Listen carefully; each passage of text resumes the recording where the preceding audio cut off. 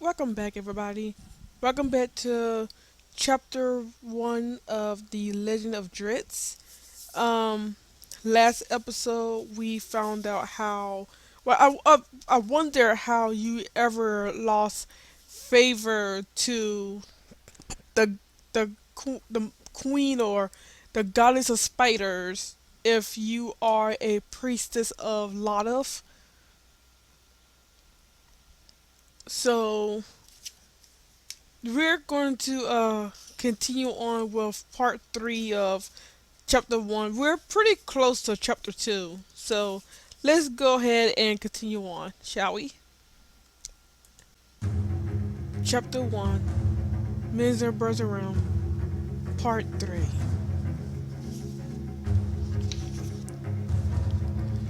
Halfway across the city, beyond the silver glowing balcony, in the arched down doorway 20 feet up, the cavern's west wall, sat the principals of House Dornan, gathered to outline the final plans of the night's work. On the rise days, at the back of the small audience chamber, sat venerable Matron Malice,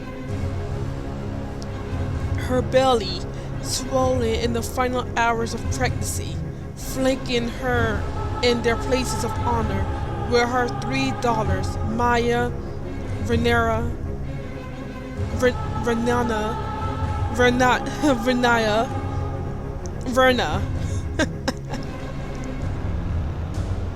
Laverna, and the eldest, Briza, a newly ordained high priestess of Lolov. Maya and Varna appeared as younger versions of their mother, slender and deceptively small, though possessing great strength.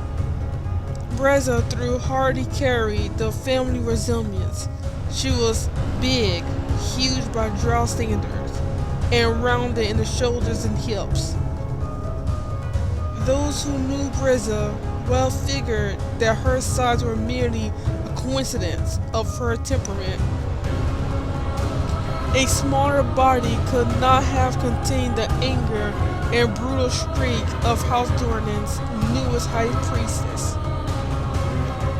Dinian shall return soon, remarked Risen, to present patron of the family, to let us know if the time is right for the assault.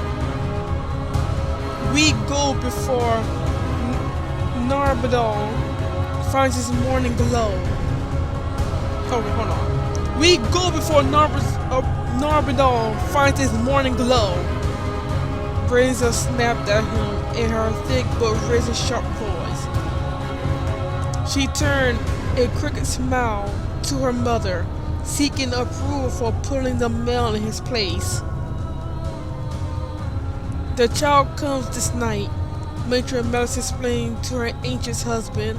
We go no matter what news Dinian bears. It will be a boy. It will be a boy, groaned Brizia, making no effort to hide her disappointment. Third living son of House Dornan, to be sacrificed to live, put in Zakania,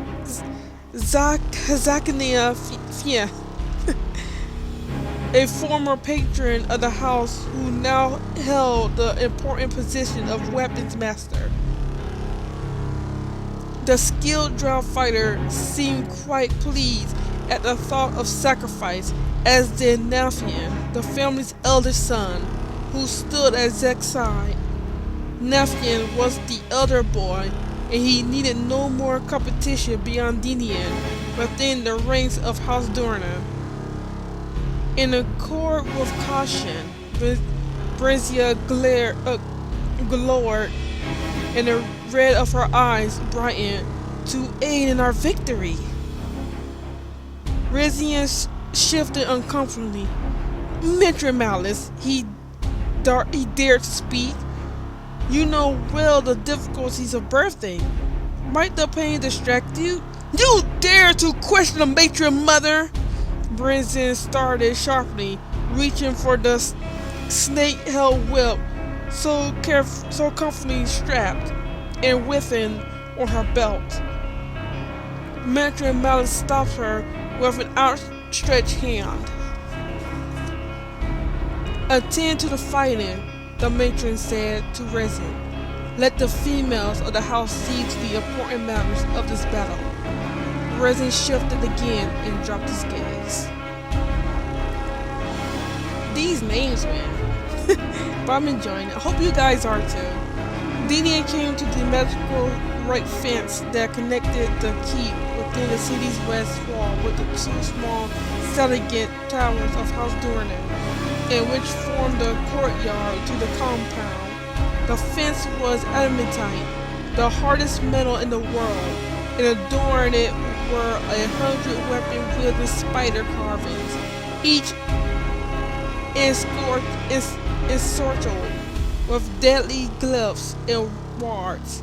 The mighty gate of House Dorna was the envy of many a dry house. But so soon after viewing the specular houses and the mushroom grove, Dinian could only find disappointment when looking upon his own abode.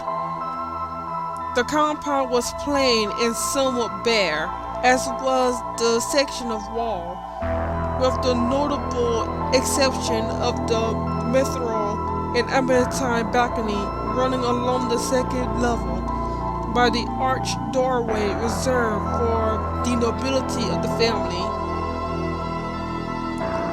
Each baluster of that balcony sported 1,000 carvings, all of which blended into a single piece of art.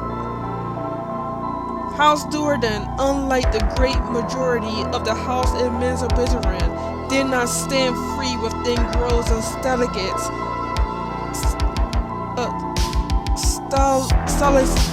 stalactites, and stalagmites.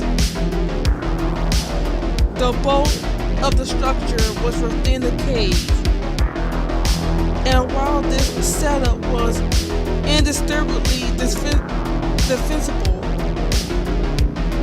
Dinian found himself wishing that his family could show a bit more grandeur. And nothing wrong with a little bit of an upgrade, I can see Dinian's point there, have something a little bit more sparkle, a little bit more design. Not as bad as his sister's Cooper, but I can see his standpoint there. An excited soldier rushed to open the gate for the returning second boy. Dinian swept past him without so much as a word of greeting and moved across the courtyard, conscious of the 100 and more cautious glances that fell upon him. The soldiers and slaves knew that Dinian's mission this night had something to do with the anticipated battle. No stairway led to the silver balcony of House Dinian, or House Durden, of House Durna, during the second level. This too was a precautionary measure designed to stargate the leaders of the house from the rebel and the slaves. Draw nobles needed no stairs, another manifestation of their innate magical abilities allowed them the power of levitation. With hardly a conscious thought to the act, Dinian drifted easily through the air and dropped onto the balcony. He rushed through the archway and down the house's main central corridor, which was dimly lit in a soft hue of fury fire, allowing for sight in a normal light spectrum, but not bright enough to defeat the use of introvision. The ornate brass door at the corridor's end marked the second boy's destination, and he paused before it to allow his eyes to shift back to the infinite spectrum. Unlike the corridor, the room beyond the door had no light source. It was the audience hall of the high priestesses, the interim, the interim to House Dorna's grand chapel. The drow, sit, the drow clerical's rooms in the corridor of the dark rites of the Spider Queen were not places of light. When he thought he was prepared, Dinian pushed straight through the door, shoving past the two shocked female guards without hesitation, and moving boldly to stand before his mother. All three of the family daughters narrowed their eyes at their brash and pretentious brother. To enter without permission, he knew there was thinking. Was that it was he who was to be sacrificed this night. As much as he enjoyed attesting the limitations of his inferior station as a man, Dinian could not ignore the brilliant dances of Venera, Maya, and Brizza. Being female, they were bigger and stronger than Dinian, and had trained all their lives in the use of wicked draw, spiritual powers, and weapons. Dinian watched as intrinsic extensions of the parents, the dreaded snake-headed whip on his sister's belt, began ripping in anticipation of the punishment they would exact. The handles were adamantine and ordinary enough, but the whip's length and multiple heads were living serpents. Briz's whips, in particular, a wicked six-headed device, danced and squirmed, tying itself into knots around the belt that held it. Branson was always the quickest to punish. Metro Malice, however, seemed pleased by Daniel's swagger. The second boy knew his pace well enough by her measure, and he followed her commands fearlessly and without question. Dinian took comfort in the calmness of his mother's face, quite the opposite of the shining bright hot faces of his three sisters.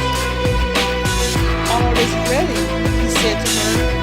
How's the first orders within expense, except for Austin, of course, foolishly attending his studies in sorcery.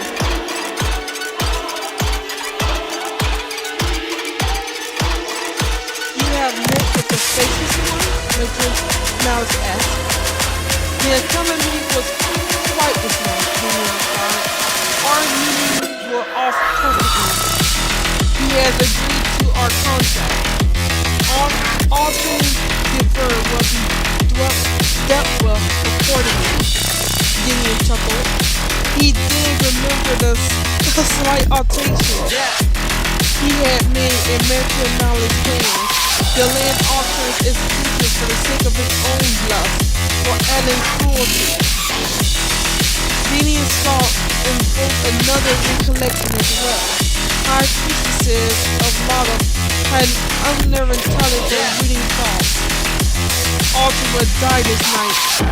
Dinian quickly completed the answer, assuring the others before they could probe him for more defiant details. Excellent! Excellent, Brizard growled. Dinian breathed a little easier. To the male, Matron Malice ordered. Sorry. The four drow males moved to kneel before the matron, and her daughters risen to Malice. Zakifian to Branson, Nafian to Maya, and Dinian to Vernora. The clerics chanted in unison, placing one hand deliberately upon the forehead of their respective soldier, tuning in to his passions. You know your place, Metro Malice said when the ceremony was completed. She grimaced through the pain of another contraction. Let our work begin. So before we begin, if you heard anything in the background, I am very sorry. I was being called. I was being called. But this, please, this continue with the story. Less than an hour later, Zakna and Brenza stood together on the balcony outside the upper entrance to House Durham. Below them, on the cavern floor, the second and third barricades of the family army. Rizians and Nafians busted about, fitting on heated leather straps and metal pouches, camouflage against a distinctive element formed to heat seeing drow eyes. Denius blew the internal strike force, the initial strike force that included 100 goblin slaves, had long since departed. Broadly known as this night, said, none would have suspected that the attentive house was there to live against one as powerful as Denver, Devar, when the whispers wrapped about after this night's bloody work. Even Brian Pianer will take note of Dearmon,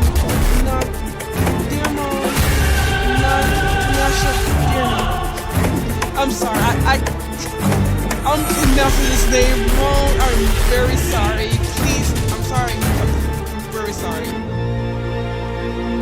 She leaned out over the balcony to watch as the two brigades formed into lines and started out, silently along separate paths that will bring them through the winding city to the mushroom grove in the five-pillared structure of House Devar.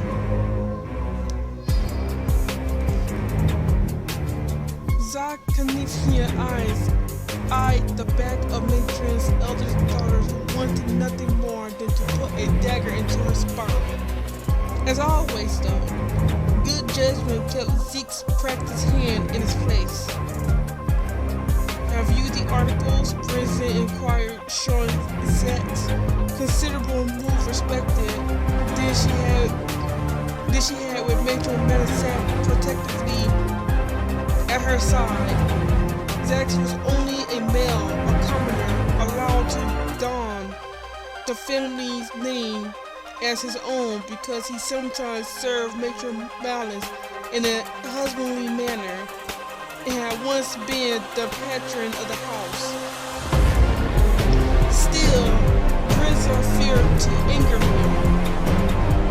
Zack was the weapons master of House Durham, a tall and muscular male stronger than most females, and those who had witnessed his fighting wrath consider him among the finest warriors of either sex, and all of Menzoberranzan. Besides, Brenza and her mother, both high priestesses of the Spider Queen, Zack, I'm just gonna call him Zack, with his unrivaled swordsmanship, was House Dorna's trump. Zack held up the black hood and opened a small pouch on his belt, revealing several tiny ceramic spheres. Brenda smiled evilly and rubbed her slender shoulders together. Mentoring Jennifer will not be pleased, she whispered. Zack returned the smile and turned to view the departing soldiers. Nothing gave the weapons master more pleasure than killing Drow elves, particularly Clerics of Lotus. Prepare yourself, Brenza said after a few minutes.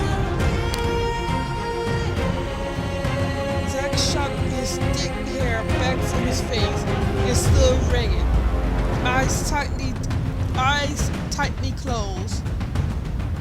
Brizza drew her wand slowly, began the chant that will activate the device. She tapped Zack on one shoulder, then the other, then held the wand motionless over his head. Zack felt the frosty sprinkles falling down on him, permitting his path and armor, even his flesh, until he and all his possessions had cooled to a uniform temperature and whole. Zack hated the magical chill. It felt as he imagined death would feel, but he knew that under the influence of the once sprinkles, he was, to the heat-sensing eyes of the creatures of the Underdark, as gray as common stone, unremarkable and undetectable. Zack opened his eyes and shuddered, flexing his fingers to be sure they could still perform the fine edge of his craft. He looked back to Drizzt, already in the midst of the second spell, the summoning. This one would take a while, so Zack leaned back against the wall and considered again the pleasant though dangerous test before him. How thoughtful of Mandarin Malice to leave all of House Devar's clips to him. It is done, Brizza announced after a few minutes. She led Zack's gaze upward to the darkness beneath the unseen ceiling of the immense cavern. Zack spotted Brizza's handiwork first, an approaching current of air, yellow tinted and warmer than the normal air of the cavern. A living current of air. The creature, a conjuration from an elemental plane, swirled to hover just beyond the lip of the balcony, obediently awaiting its summoner's commands. Zack didn't hesitate. He leaped onto the thing's midst, letting it hold him suspended above the floor. Brizza offered him a final salute and motioned her servant away. Good fighting, she called to Zack, though he was already invisible in the air above her. Zack chuckled at the irony of her words at the twisted city of Menzoberranzan rolled out below him. She wanted the clerics of House Devar's dead as surely as Zack did, but for very different reasons. All complications aside, Zack would have been just as happy killing clerics of House. What? Wait, what? What? I need to read this again. Zack would have been just as happy killing clerics of House Durna. Wow. Okay. The weapons master took up one of his adamantine swords, a dry weapon magically crafted and unbelievably sharp with the edge of killing dormers. Good fighting indeed, he whispered. If only Brizza knew how good. Wow. Okay, so that was chapter 1. Talk about treacherous indeed in the dark. Ruthless, the word for it. Zack here, he just wanted to carry every drop clear he could find. I don't know what to say with this dude. It's like he just don't care. He's working for the House Durnan, but he wasn't exactly born in that house. Even the ones that was born in that house, kill one another. It's like a game to them or something. I don't know what to say about that. I mean, I just have to say I'm glad I wasn't born into that family. That's all I have to say about that. But yes, we will continue on with chapter 2. The fall of House Devar. We'll read that. But of course, thank you guys for your time. I really do appreciate it. If you like chapter 1's audiobook of The Legend of Drizzt, please be sure to leave a like, comment down below, and subscribe